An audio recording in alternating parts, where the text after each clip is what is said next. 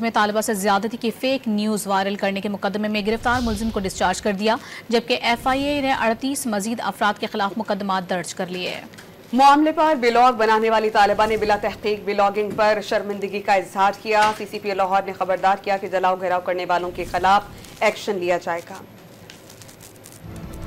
لاہور کی مقامی عدالت نے سوشل میڈیا پر نجی کالج میں طلبہ سے زیادتی کی فیک نیوز وائرل کرنے کے مقدمے میں گرفتار ملزم ایڈوکیٹ فیصل شہزاد کے جسمانی ریمانڈ کی استدعا مسترد کرتے ہوئے کیس ڈسچارج کر دیا۔ عدالتی فیصلے میں کہا گیا کہ FIA نے بتایا کہ فیصل شہزاد کے اکاؤنٹ سے 13 ویڈیوز برآمد ہوئیں۔ پروسیکیوشن کے مطابق اسکرین شاٹس کے پرنٹ کے علاوہ ویڈیو فورانسک کرانے کا ڈیٹا موجود نہیں۔ اگر ملزم کسی مقدمے میں مطلوب نہیں ہے تو رہا کیا جائے۔ ادھر FIA نے مبینہ زیادتی کی خبر سوشل میڈیا پر وائرل ہونے کے معاملے پر صحافیوں اور وکلاء سمیت مزید 38 افراد کے خلاف مقدمہ درج کر کے مزید کارروائی شروع کر دی۔ دوسری جانب مبینہ زیادتی خبر پر ولاگ بنانے والی نجی کالج کی طالبہ نے پرنسپل کے ساتھ پریس کانفرنس کرتے ہوئے بتایا کہ اس نے ساتھی طالبہ سے سن کر بلا تحقیق ولاگ بنایا اور پوسٹ کر دیا، جس پر وہ شرمندہ ہے۔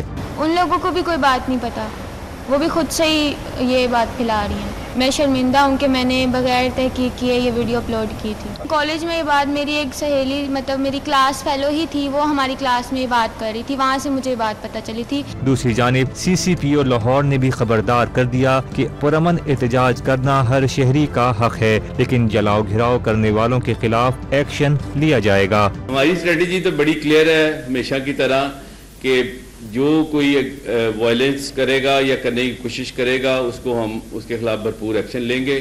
پیسفل پروٹیسٹ ہر بندے کا رائٹ ہے، لیکن جو اس کو ٹرانسگریس کرنے کی کوشش کرے گا اس کے خلاف ایکشن ہوگا۔ CCPO لاہور نے ایک بار پھر اپیل کی کہ اس معاملے پر کسی کے پاس کوئی ثبوت ہے تو لے کر پولیس کے پاس آئے۔